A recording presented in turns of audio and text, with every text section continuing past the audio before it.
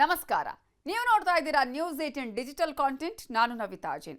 ಇವತ್ತಿನ digital content ಅಲ್ಲಿ ಎರಡು ವಿಚಾರಗಳಿಗೆ ಸಂಬಂಧಪಟ್ಟ ಹಾಗೆ ಬೆಲೆ ಏರಿಕೆಯಿಂದ ಜನ ಯಾವ ರೀತಿಯಾಗಿ ತತ್ತರಿಸಿ ಹೋಗಲಿದ್ದಾರೆ ಅನ್ನುವಂತಹ ವಿಚಾರಗಳ ಬಗ್ಗೆ ಮಾಹಿತಿಯನ್ನ ಕೊಡ್ತಾ ಹೋಗ್ತೀನಿ. ಈಗಾಗಲೇ ಅಗತ್ಯ ವಸ್ತುಗಳ ಬೆಲೆ ಏರಿಕೆಗೆ ಸುಸ್ತಾಗಿರುವ ರಾಜ್ಯದ ಜನರಿಗೆ ಮತ್ತೊಂದು ಶಾಕಿಂಗ್ ನ್ಯೂಸ್.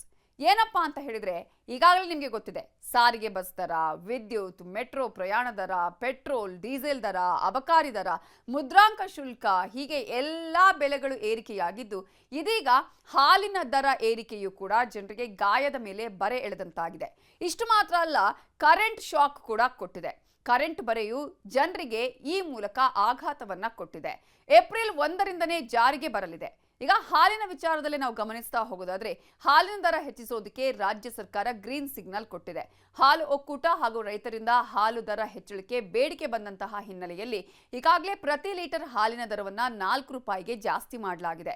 ಸಿದ್ದರಾಮಯ್ಯ ಅವರ ನೇತೃತ್ವದಲ್ಲಿ ನಡೆದಂತಹ ಸಂಪುಟ ಸಭೆಯಲ್ಲಿ ಅಂತಿಮ ತೀರ್ಮಾನಕ್ಕೆ ಬರಲಾಗಿದೆ. ರಾಜ್ಯದಲ್ಲಿ ನಂದಿನಿ ಹಾಲಿನ ದರ ಪ್ರತಿ ಲೀಟರ್ಗೆ 4 ರೂಪಾಯಿ ಹೆಚ್ಚಳಕ್ಕೆ ರಾಜ್ಯ ಸರ್ಕಾರ ತೀರ್ಮಾನ ಕೈಗೊಂಡಿದ್ದು, ನಂದಿನಿ ಹಾಲಿನ ದರ ಈಗಾಗಲೇ ಸತತವಾಗಿ ಏರಿಕೆ ಆದಂತಾಗಿದೆ. 22 ತಿಂಗಳು ಅಂದ್ರೆ 2 ವರ್ಷದ ಒಳಗೆ 3 ಬಾರಿ ದರವನ್ನ ಹೆಚ್ಚಳ ಮಾಡಿದ ಹಾಗಾಯಿತು. ಸಿಎಂ ಸಿದ್ದರಾಮಯ್ಯ ಅವರ ನೇತೃತ್ವದಲ್ಲಿ ಅಧಿಕಾರಕ್ಕೆ ಬಂದ ಮೇಲೆ ಕೇವಲ 22 ತಿಂಗಳಲ್ಲಿ 9 ರೂಪಾಯಿ ಲೀಟರ್ಗೆ ಹಾಲಿನ ದರವನ್ನ ಹೆಚ್ಚಿಸಲಾಗಿದೆ. 2023ರ ಆಗಸ್ಟ್ನಲ್ಲಿ 3 ರೂಪಾಯಿ ಹೆಚ್ಚಳವಾಗಿದ್ದ ಹಾಲಿನ ಬೆಲೆ 2024ರ ಜೂನ್ನಲ್ಲಿ 2 ರೂಪಾಯಿ ಏರಿಕೆಯಾಯಿತು. ಇದೀಗ ಮತ್ತೊಮ್ಮೆ ಏಕಾಏಕಿ 4 ರೂಪಾಯಿ ಹೆಚ್ಚಳವಾಗಿದೆ.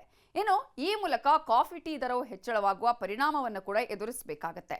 ಹಾಗಾದ್ರೆ ಹಾಲಿನ ದರ ಎಷ್ಟಾಗಬಹುದು ಅಂತ ನಾವು ಗಮನಿಸ್ತಾ ಹೋಗೋದಾದ್ರೆ, ಹಾಲಿನ ದರ ಯಾವ್ಯಾವ ಹಾಲಿಗೆ ಎಷ್ಟು, ಸದ್ಯದ ದರ ಯಾವ ರೀತಿಯಾಗಿದೆ, ಪರಿಷ್ಕೃತ ದರ ಯಾವ ರೀತಿಯಾಗಿದೆ ನೋಡೋದಾದ್ರೆ, ನೀಲಿ ಟೋನ್ಡ್ ಹಾಲಿಗೆ 43 ರೂಪಾಯಿ ಇತ್ತು, ಇನ್ನು ಮುಂದೆ 47 ರೂಪಾಯಿ ಆಗುತ್ತೆ. ಹಸಿರು ಪಾಕೆಟ್ ಹಾಲಿಗೆ 46 ರೂಪಾಯಿ ಇತ್ತು, ಇನ್ನು ಮುಂದೆ 50 ರೂಪಾಯಿ ಕೊಡಬೇಕು. ಆರೆಂಜ್ ಪ್ಯಾಕೆಟ್ ಹಾಲಿಗೆ 48 ರೂಪಾಯಿ ಇತ್ತು, ಇನ್ನು ಮುಂದೆ 52 ರೂಪಾಯಿ ಆಗುತ್ತೆ. ಆರೆಂಜ್ ಸ್ಪೆಷಲ್ ಹಾಲಿಗೆ 50 ರೂಪಾಯಿ ಇತ್ತು, ಇನ್ನು ಮುಂದೆ 54 ರೂಪಾಯಿ ಕೊಡಬೇಕು. ಶುಭಂ ಟೋನ್ಡ್ ಹಾಲಿಗೆ 51 ಇದ್ದಿದ್ದು 55 ರೂಪಾಯಿ ಆಗಿದೆ. ಸಮೃದ್ಧಿ ಹಾಲಿಗೆ 53 ರೂಪಾಯಿ ಇದ್ದಿದ್ದು 57 ರೂಪಾಯಿ ಆಗುತ್ತೆ. ಸಂತೃಪ್ತಿ ಹಾಲಿಗೆ 57 ರೂಪಾಯಿ ಇದ್ದಿದ್ದು 61 ರೂಪಾಯಿ ಆದ್ರೆ, ಮೊಸರು 1 ಕೆಜಿಗೆ 50 ರೂಪಾಯಿ ಇದ್ದಿದ್ದು ಇನ್ನು ಮುಂದೆ 54 ರೂಪಾಯಿಯನ್ನ ನಾವು ಪಾವತಿಸಬೇಕಾಗುತ್ತೆ. ಅಲ್ಲದೆ ಹಿಂದೆ ಅರ್ಧ ಲೀಟರ್ ಪ್ಯಾಕೆಟ್ ಹಾಲಿಗೆ 50 ml ಹೆಚ್ಚುವರಿ ಹಾಲನ್ನ ಹಾಕಿ 2 ರೂಪಾಯಿ ಹೆಚ್ಚುವರಿ ಹಣವನ್ನ ಈಗಾಗಲೇ ನೀಡಲಾಗಿತ್ತು, ಅಂದ್ರೆ ಹೆಚ್ಚುವರಿ ಹಣವನ್ನ ವಿಧಿಸಲಾಗಿತ್ತು. ಅದನ್ನ ವಾಪಸ್ ಪಡೆಯೋದಕ್ಕೂ ಕೂಡ ಕ್ಯಾಬಿನೆಟ್ ಈಗ ಒಪ್ಪಿಗೆಯನ್ನ ಕೊಟ್ಟಿದೆ. ಈ ಕ್ಯಾಬಿನೆಟ್ ತೀರ್ಮಾನದಿಂದಾಗಿ ರೈತರಿಗೆ ಪ್ರತಿ ಲೀಟರ್ ಹಾಲಿಗೆ ಕೊಡ್ತಾ ಇದ್ದ 31 ರೂಪಾಯಿ 68 ಪೈಸೆ ಹಣ ಇನ್ನು ಮುಂದೆ 35 ರೂಪಾಯಿ 68 ಪೈಸೆ ಆಗತ್ತೆ. 6ರಿಂದ 8 ರೂಪಾಯಿ ಹಾಲಿನ ದರ ಹೆಚ್ಚಳಕ್ಕೆ ಒಕ್ಕೂಟಗಳು ಪ್ರಸ್ತಾಪ ಮಾಡಿದ್ವು. ಆದರೆ ಸಿಎಂ ಸಿದ್ದರಾಮಯ್ಯ ಅವರು ಮೊನ್ನೆ ನಡೆದಂತಹ ಒಂದು ಸಭೆಯಲ್ಲಿ ಅದಕ್ಕೆ ಒಪ್ಪಿಗೆಯನ್ನ ಕೊಟ್ಟಿರಲಿಲ್ಲ. ಆದರೆ ಇದೀಗ ಹಾಲಿನ ದರ ಹೆಚ್ಚಳಕ್ಕೆ ಒಪ್ಪಿಗೆಯನ್ನ ಕೊಟ್ಟಿದ್ದಾರೆ. ಈ ಹಾಲಿನ ದರ ಹೆಚ್ಚಳದ ಹಣ ಇದೆಯಲ್ಲ, ಕೇವಲ ರೈತರಿಗಷ್ಟೇ ಇರಲಿ ಅಂತ ಅವರು ಮೊನ್ನೆ ಹೇಳಿದ್ರು. ಇದೀಗ ಈ ಸಭೆ ಬಳಿಕ 5 ರೂಪಾಯಿ ಆದರೂ ಹೆಚ್ಚಳ ಮಾಡಿ ಅಂತ ಹೇಳಿ ಅದರಲ್ಲಿ 3 ರೂಪಾಯಿ ರೈತರಿಗೆ, 2 ರೂಪಾಯಿ ಒಕ್ಕೂಟಗಳಿಗೆ ಇರಲಿ ಅಂತ ಪ್ರಸ್ತಾಪ ಮಾಡಿದ್ರು. ಇವತ್ತು ನಡೆದಂತಹ ಕ್ಯಾಬಿನೆಟ್ ಸಭೆಯಲ್ಲಿ 4 ರೂಪಾಯಿ ಹೆಚ್ಚಳಕ್ಕೆ ಸಂಪುಟ ಸಭೆಯಲ್ಲಿ ಒಪ್ಪಿಗೆಯನ್ನ ನೀಡಲಾಗಿದೆ.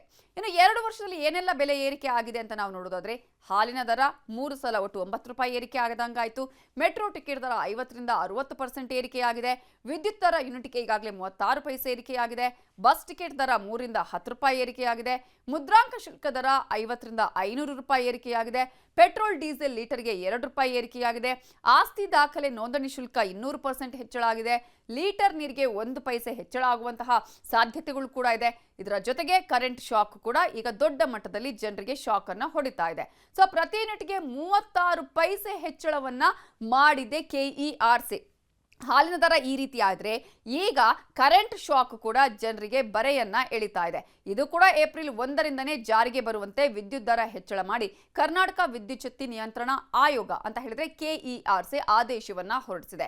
ಗೃಹ ಹಾಗೂ ವಾಣಿಜ್ಯ ಬಳಕೆಯ ವಿದ್ಯುತ್ ದರ ಪರಿಷ್ಕರಣೆ ಏಪ್ರಿಲ್ 1ರಿಂದ ಜಾರಿಗೆ ಬರುವಂತೆ ಹೆಚ್ಚಳ ಮಾಡಲಾಗಿದ್ದು, ಇದೀಗ ಈ ವಿದ್ಯುತ್ ದರ ಹೆಚ್ಚಳದಿಂದ 3 ವರ್ಷದಲ್ಲಿ 8,519 ಕೋಟಿ ವಸೂಲಿ ಮಾಡುವುದಕ್ಕೆ ಕೆಇಆರ್ಸಿ ನಿರ್ಧರಿಸಿದೆ. 2025-26ರಲ್ಲಿ 36 ಪೈಸೆ ಹೆಚ್ಚಳ ಮಾಡಲಾಗ್ತಿದೆ.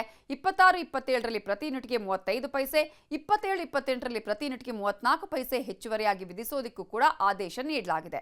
ಈ ದರ ಏರಿಕೆಗೆ ಕಾರಣ ಏನು ಅಂತ ಗಮನಿಸ್ತಾ ಹೋದ್ರೆ, ಕೆಲ ದಿನಗಳ ಹಿಂದೆ ವಿದ್ಯುತ್ ನಿರ್ವಹಣಾ ವೆಚ್ಚಕ್ಕಾಗಿ ಕರ್ನಾಟಕ ವಿದ್ಯುತ್ ಪ್ರಸರಣ ನಿಗಮ ದರ ಏರಿಕೆ ಮಾಡಿತ್ತು.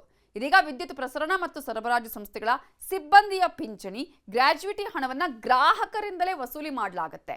ಗ್ಯಾರಂಟಿನೂ ಬೇಡಪ್ಪ, ಈ ದರ ಏರಿಕೆನೂ ಬೇಡ ಅಂತ ಜನ ನಿಜವಾಗ್ಲೂ ಆಕ್ರೋಶವನ್ನು ವ್ಯಕ್ತಪಡಿಸ್ತಾ ಇದ್ದಾರೆ, ಕೋಪಗೊಳ್ತಾ ಇದ್ದಾರೆ. ಆದ್ರೆ ಹಾಲಿನ ದರ ಏನು ಏರಿಕೆಯಾಗಿದೆ ಅದನ್ನ ನಾವು ರೈತರಿಗೆ ಕೊಡ್ತೀವಿ ಅಂತ ಸರ್ಕಾರ ಹೇಳ್ತಾ ಇದೆ.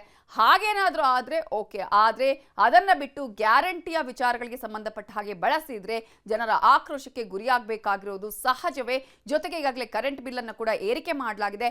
ಈ ಮೂಲಕ ಪ್ರತಿ ದರ ಏರಿಕೆಯ ಬರೆಯನ್ನ ಸರ್ಕಾರ ಜನರ ಮೇಲೆ ಎಳಿತಾ ಇದೆ. ಇದು ಈ ಹೊತ್ತಿನ news 18 digital content. Thank you.